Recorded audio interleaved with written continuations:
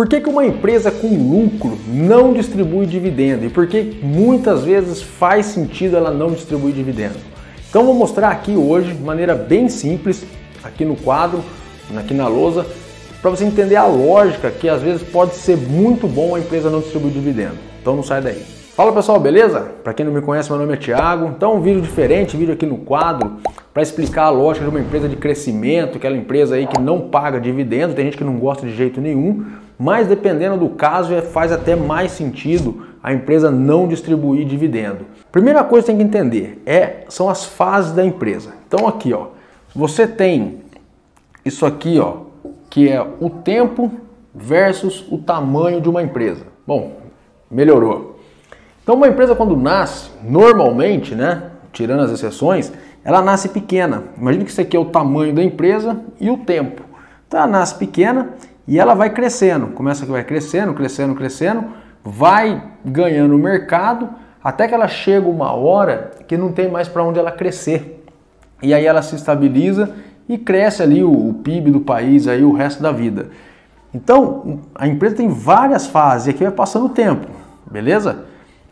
O que acontece? O que faz essa empresa crescer? Ela investir no próprio negócio.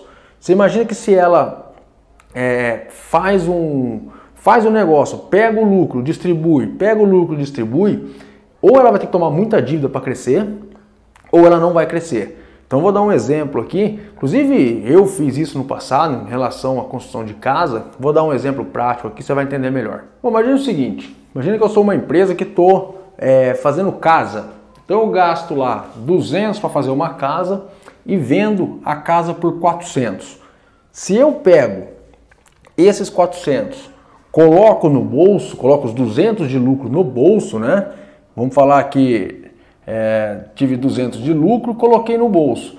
A empresa continua com 200. O que ela vai fazer? Vai fazer mais uma casa, a empresa do mesmo tamanho, gastando 200, vendendo por 400. Então eu coloco 200 no bolso. Eu vou ter de novo uma casa fazendo. E assim por diante. Agora imagina o seguinte, mesma coisa, fiz a casa por 200, vendi por 400. Ao invés de eu colocar 200 no bolso, eu vou pegar o quê? Com esses 400, eu vou fazer duas casas. Vou colocar aqui, ó, tá pequenininho, mas dá para entender a ideia. Vou fazer duas casas. Eu vendendo essas casas pelos mesmos 400, 400 aqui, 400 aqui. E eu não retirar o lucro de novo, eu tenho 800. O que eu vou fazer? 4 casas. Então, o que está acontecendo com a minha empresa? Ela está crescendo. Você percebe? Uma casa de patrimônio, 2, 4. Se eu fizer essas 4 casas aqui, ó, vendendo por 400, nós estamos falando de 1.600.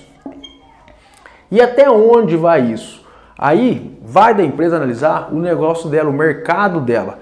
No caso das casas aqui, vamos supor que eu estou numa cidade e eu vou ampliando. Chega uma hora que eu não tenho muito para onde crescer mais.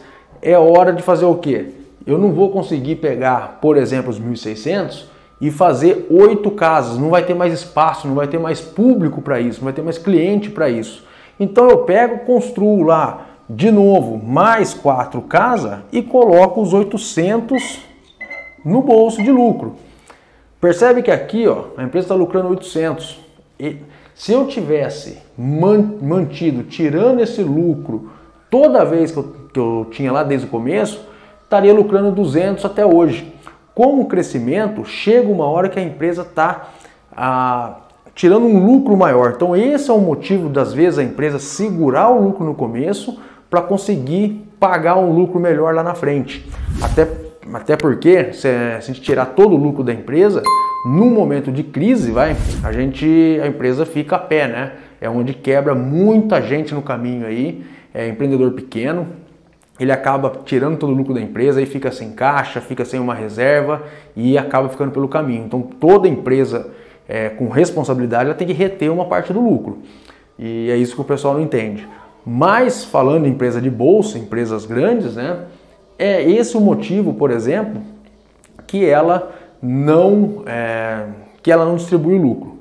Qual que é a atenção aqui?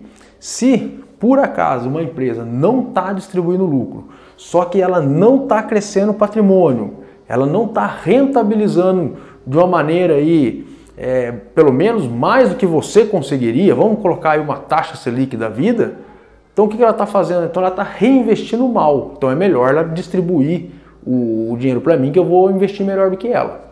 Essa tem que ser a ideia quando vai investir numa empresa. Vou investir numa empresa que não paga dividendo? Ok, não é errado, desde que você saiba onde ela vai investir. Por exemplo, a VEG paga metade hoje em dia, né, um payout de 50%, e reinveste o restante.